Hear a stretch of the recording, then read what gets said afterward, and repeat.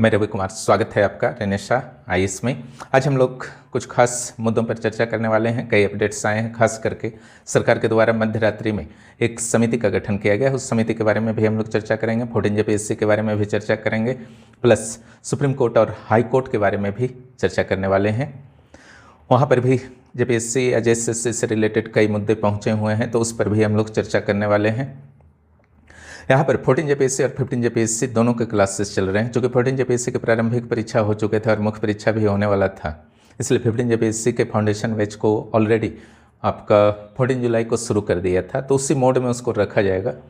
और 14 जेपीएससी जो है रिवीजन मोड में रहेगा। उसके टेस्ट जैसे चल रहे हैं चलते रहेंगे जब तक एग्ज़ाम ना हो जाए, क्योंकि अभी 14 जेपीएससी के जो प्रीलिम्स हैं उस पर संकट के बादल छाए हुए हैं पूरी तरीके से। सरकार तो ऑलरेडी रद्द कर चुके हैं और इस पर माननीय हाई कोर्ट के द्वारा स्टे लगाने से भी इनकार कर दिया गया है। ऐसी स्थिति में 14 जेपीएससी का क्या होगा अभी थोड़ा सा कहना मुश्किल है। उस प्रीलिम्स रिजल्ट पर कई तरीके की आशंकाएँ हैं, लेकिन ज़्यादा संभावना यह प्रतीत होती है कि वह एग्ज़ाम फिर से होगा। हालांकि ये पूरी तरीके से 100% अभी नहीं माना जा सकता है, लेकिन संभावना की बात किया जा रहा है, तो ज़्यादा संभावना आपका है कि प्रीलिम्स फिर से होगा। उसी तरीके से FRO SCF वगैरह भी जो हैं वो भी मझधार में लटके हुए हैं। वही हाल जो भी जेपीएससी के एग्ज़ाम हैं सारे के यही हाल हैं। उसके लिए आपको सितंबर तक वेट करना होगा। वहाँ पर क्लियरिटी आनी शुरू हो जाएगी सितंबर से। इस मंथ में तो अभी क्लियरिटी आने की अब कोई संभावना नहीं। हालांकि छात्रों का अलग अलग तरीके से आंदोलन चल रहा है ताकि सरकार पर दबाव बना रहे, CID पर दबाव बना रहे। सरकार भी अपने तरीके से प्रयास कर रही है। सबसे पहले हम लोग बात करते हैं जो समिति का गठन किया गया है आपका, उसमें 3 मेंबर हैं। एक आपका विकास आयुक्त जो हैं वो आपका अध्यक्ष हैं। इसके अलावा वित्त आयुक्त और कार्मिक सचिव, ये दोनों को सदस्य बनाया गया है। वित्त सचिव और कार्मिक सचिव, वित्त आयुक्त नहीं, दोनों को सचिव बनाया गया है। और जो जेपीएससी के अधिकारी कर्मचारी होते हैं, जेएसएससी के अधिकारी कर्मचारी होते हैं, उनकी नियुक्ति राज्य सरकार के द्वारा की जाती है। यहाँ पर अध्यक्ष और सदस्य की बात नहीं की जा रही है। समिति का अर्थ आपको इससे नहीं लेना है कि इसमें अध्यक्ष और सदस्य की नियुक्तियाँ जो हैं प्रभावित होंगी, क्योंकि उसका एक अपना संवैधानिक प्रावधान है। मंत्रिमंडल के द्वारा या मुख्यमंत्री के द्वारा बाद में कैबिनेट की अनुमति लेने के आधार पर राज्यपाल को भेजा जाता है नाम, जिससे सामान्य रूप से राज्यपाल के द्वारा स्वीकृति प्रदान की जाती है। हालांकि कल के कैबिनेट बैठक में, मंगलवार के कैबिनेट के बैठक में, 25 अगस्त के कैबिनेट के बैठक में, जैसे कि अलग अलग अखबारों में फ्रंट पेज पर आए थे कि अध्यक्ष और सदस्य की नियुक्ति हो सकती है, लेकिन ऐसा नहीं हो सका। अगले कैबिनेट में मुख्य रूप से इस पर विचार किया जा सकता है, तो उसके लिए आपको वेट करना होगा अगले कैबिनेट का, जो अगले वीक में हो सकता है। जो आपका समिति बना है, तो समिति के 3 सदस्यों के बारे में मैंने आपको बता दिया। इसके बाद इसका काम क्या होगा? इसका जो आपका काम होगा, जो भी नियुक्त होते हैं जेपीएससी या जेएसएससी में, तीनों जो अध्यक्ष सदस्य को छोड़ करके जो भी अधिकारी या कर्मचारी नियुक्त होते हैं, तो उनके संदर्भ में स्पेशली ये कहा गया है कि उनका नियुक्ति प्रक्रिया के संदर्भ में पूरी तरीके से समीक्षा की जानी है और सेवा शर्तों के संदर्भ में, दायित्व के संदर्भ में समीक्षा की जानी है। और आयोग के कार्यप्रणाली में कौन कौन सी प्रशासनिक व्यवस्थाएं अभी तक अपनाई जाती हैं उन पर भी समीक्षा करनी है। जैसे कि आपका नियुक्ति प्रक्रिया का अगर बात किया जाए, तो मान लीजिए वहाँ पर जो भी अधिकारी होते हैं तो जेपीएससी से नियुक्त होते हैं या जेएसएससी से नियुक्त होते हैं, सचिवालय सहायक वगैरह होते हैं, और कुछ न कुछ आपका वहाँ पद सृजित होते हैं अधिकारियों और कर्मचारियों की। तो पहले तो यह बात किया जाएगा कि जेपीएससी और जेएसएससी जैसे आयोग पर झारखंड के प्रमुख पदों की नियुक्तियों की जिम्मेदारी है। ऐसी स्थिति में वहाँ अधिकारी और कर्मचारी उचित अनुभव वाले आ पाते हैं या नहीं वर्तमान नियुक्ति प्रक्रिया से, उस पर विचार किया जाएगा समिति के द्वारा।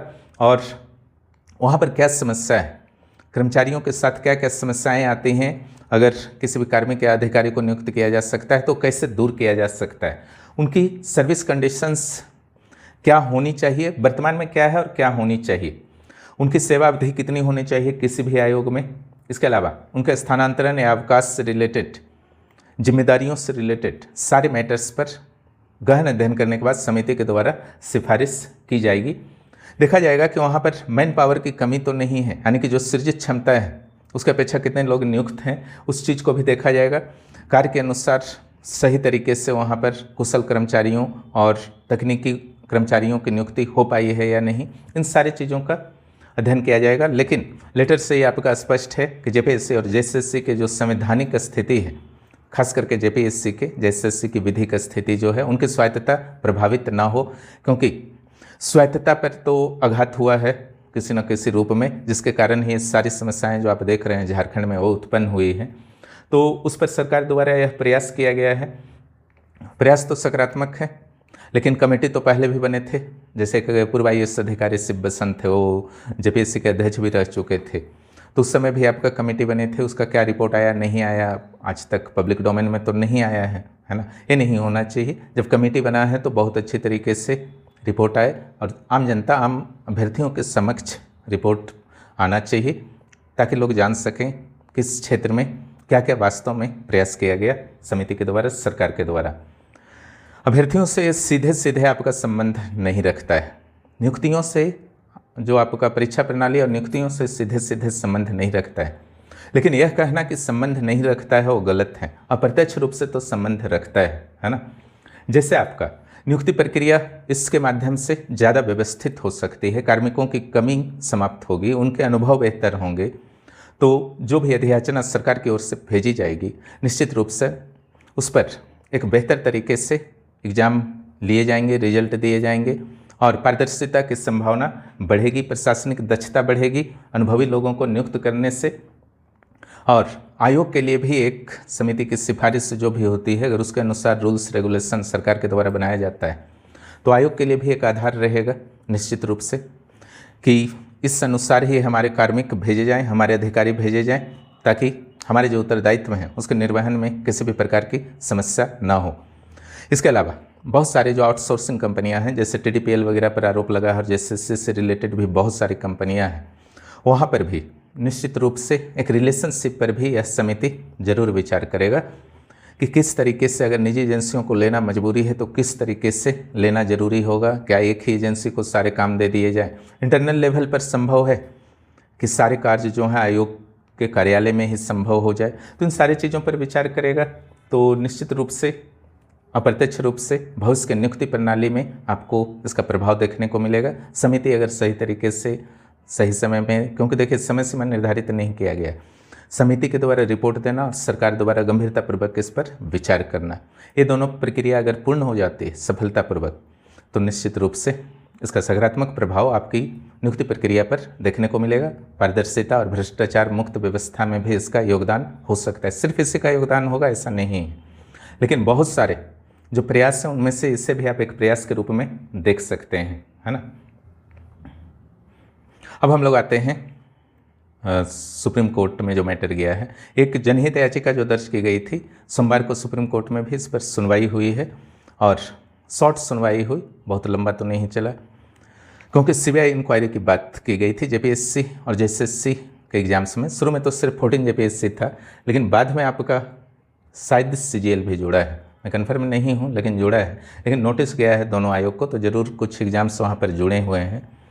तो यहाँ पर जिस तरीके से दिन प्रतिदिन पेपर्स में कुछ कुछ आ रहे हैं, जिसके कारण कुछ न कुछ भ्रष्टाचार की व्यापकता दिखती है कई एग्जाम्स में, सरकारी संस्था के द्वारा ही दावा किया जा रहा है। और स्टूडेंट की जहाँ तक बात है, उन लोग तो काफ़ी पहले से बोल रहे थे और अलग अलग संस्थाओं को इस संदर्भ में अवगत भी कराया गया था। आपका अलग अलग अभ्यर्थियों के द्वारा, अलग अलग समूहों के द्वारा, कर्नाटक से भी एक आया था जो आपका जेपीएससी के अध्यक्ष ने भी स्वीकार किया कि आए थे। हालांकि बहुत सारे लेटर्स आते हैं तो मैं नहीं देख पाया, उनका ये कहना था, लेकिन आया तो था। तो सुप्रीम कोर्ट के पास जब ये मैटर आपका पहुंच चुका है तो सुप्रीम कोर्ट के द्वारा राज्य सरकार को, जेपीएससी को, जेएसएससी को नोटिस जारी की गई, साथ में CBI को भी नोटिस जारी की गई।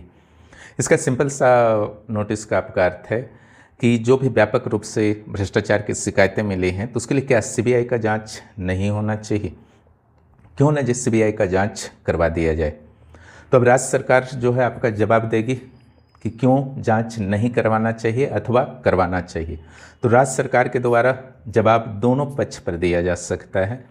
एक, हाँ CBI जांच करवा दिया जाए, क्योंकि CID की सीमाएं जो हैं थोड़ी सी लिमिटेड हैं, खास करके झारखंड के बाउंड्री से बाहर अन्य स्टेट्स के सहयोग पर निर्भर करेगा।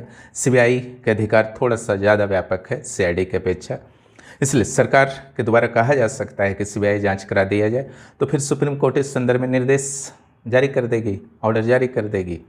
लेकिन दूसरा ये भी संभव है, सरकार द्वारा कहा जाएगा कि नहीं, हमारी जो संस्थाएं हैं सीआईडी अथवा अन्य संस्थाएं बहुत बेहतर तरीके से कार्य कर रही हैं, अपने पक्ष में बहुत सारे दस्तावेज दे सकती है राज्य सरकार कि सीआईडी जांच अभी हो रहा है और जो आंदोलनरत अभ्यर्थी थे उनसे भी 2 महीने का कुल समय लिया गया है, तो सीबीआई जांच अभी उचित प्रतीत नहीं होता है, तो इस तरीके से भेजा जाएगा। तो मामला फिर सुप्रीम कोर्ट में जाएगा, 4 सप्ताह का वहाँ समय दिया गया है। मामला फिर चला जाएगा आपका सुप्रीम कोर्ट में, जहाँ सुनवाई संभावित है कि आपका फिर से सितंबर के अंतिम माह में होगी। फिर क्या होगा, चाहे आपका सीबीआई जांच के लिए सरकार लिख दे, जिसकी संभावना कम है ना, राज्य सरकार सीबीआई जांच के लिए लिख दे कि हाँ करवा लीजिए, कोई दिक्कत नहीं है, उसकी संभावना मुझे कम लगती है रिपोर्ट में। या फिर सरकार ये लिखे कि हमारी सीआईडी सक्षम है और बहुत बेहतर तरीके से कार्य कर रही है। 2 महीने का समय स्टूडेंट्स से लिया गया है जो भी आंदोलनरत अभ्यर्थी थे, इसलिए अभी सीबीआई की आवश्यकता नहीं है। ये 2 रिपोर्ट जा सकता है, तीसरा तो कोई संभावना, देना तो होगा, जवाब तो देना होगा सरकार को, है ना। हाई कोर्ट में भी देना है, सुप्रीम कोर्ट में भी देना है, बाद में तो सारे केस आपका मिक्स ही हो जाएंगे, क्लियर, सारे केस मिक्स ही हो जाएंगे। ये दोनों रिपोर्ट जाने के बाद अगर राज्य सरकार बोलती है सीबीआई करवा लीजिए, कोई दिक्कत नहीं है, तो भी सुप्रीम कोर्ट करवा भी सकता है, नहीं भी करवा सकता है, वो इसका आदेश उसकी इच्छा पर निर्भर है, उसके विवेकाधिकार पर निर्भर है। सरकार अगर बोल दे हाँ सीबीआई जांच करवा लीजिए, कोई दिक्कत नहीं है, सीआईडी के समक्ष कुछ समस्याएं आ रही हैं इसलिए सीबीआई जांच होनी चाहिए, तो भी सुप्रीम कोर्ट करवा भी सकता है, नहीं भी करवा सकता है, पूरी तरीके से है उसका डिस्क्रिशनरी पावर होगा। तो उसके लिए सितंबर का वेट करना होगा, है ना। तो ये सारी सिचुएशन थे 14 जेपीएससी के संदर्भ में, और आपका हाई कोर्ट और सुप्रीम कोर्ट, सीआईडी, सीबीआई और जो समिति गठित हुआ है, सारे संदर्भ में हल्की हल्की चर्चा हो चुकी है।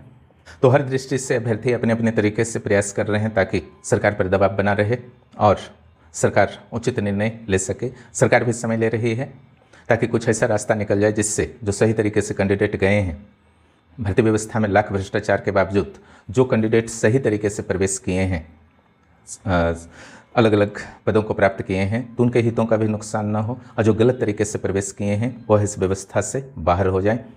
तो यही उम्मीद किया जा सकता है कि सब बेहतर होगा। इस दौरान आपको भी अपने समय को बर्बाद नहीं करना चाहिए, आंदोलन में साथ दीजिए, कोई दिक्कत नहीं है। लेकिन जब आप कुछ नहीं कर रहे होते हैं तो व्हाट्सएप और यूट्यूब में अनावश्यक रूप से बिजी रहने से बचें। आंदोलन करना है अपना ऑन ग्राउंड कीजिए, अन्यथा व्हाट्सएप यूट्यूब में टाइम बर्बाद करने की जगह अपनी स्टडी पर भी ध्यान दीजिए, क्योंकि आज या कल आपका एग्ज़ाम तो होगा ही, है ना।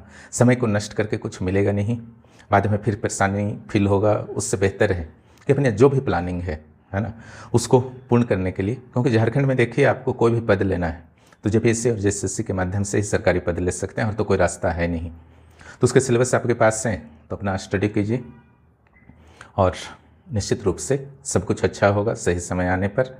और एक आंदोलन जो आपका वर्तमान में हो रहा है ये तो होना ही था, जिस तरीके से भ्रष्टाचार की शिकायतें बहुत ज़्यादा बढ़ गई थी, तो आज या कल तो होना ही था। तो यह भी एक सुधार की प्रक्रिया ही है यह आंदोलन। अगर आपका आंदोलन नहीं होता तो शायद सुधार की इतनी संभावनाएं भी उत्पन्न नहीं होती। तो जब इतना मेहनत किए हैं तो किस लिए किए हैं, सिर्फ इसी चीज़ के लिए ना कि भविष्य में जो भी प्रतियोगी परीक्षाएं हों वहाँ पर अटेंड कर सकें और अपना बेहतर दे सकें, और आप डिजर्व करते हैं तो आपका हो सके। तो वो भी आपका कर्तव्य है, स्टडी करना भी, उस पर भी ध्यान रखिए। जो भी इस चैनल पर नए हैं चैनल को निश्चित रूप से सब्सक्राइब करें और दोस्तों को भी इस चैनल के बारे में बताएं। वीडियो देखने के लिए बहुत बहुत धन्यवाद।